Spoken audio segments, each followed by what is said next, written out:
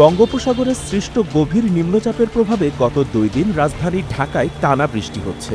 এতে বিভিন্ন সড়কে পানি জমে সৃষ্টি হয়েছে তীব্র জলাবদ্ধতা। প্রয়োজনীয় কাজে বের হওয়া মানুষদের পড়তে হচ্ছে চরম ভোগান্তিতে।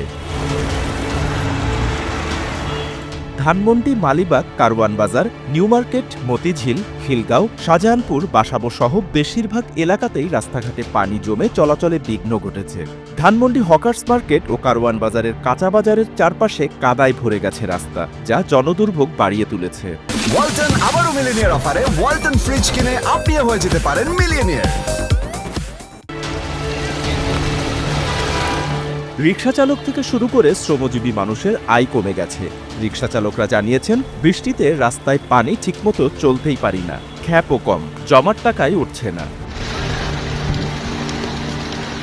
এদিকে আবহাওয়া অফিস জানিয়েছে, চলতি সপ্তাহে এই বৃষ্টিপাত অব্যাহত থাকতে পারে। চট্টগ্রাম, কক্সবাজার, বান্দরবান সহ পাহাড়ি এলাকায় ভূমিধসের আশঙ্কাও রয়েছে। সমুদ্র বন্দরগুলোতে 3 নম্বর সতর্কতা সংকেত জারি করা হয়েছে। ঢাকাবাসীর জন্য এই মুহূর্তে কোনো স্বস্তির খবর নেই। ভারী বর্ষণ আর জলাবদ্ধতায় জনজীবন কার্যত স্থবির হয়ে পড়েছে। SA TV digital.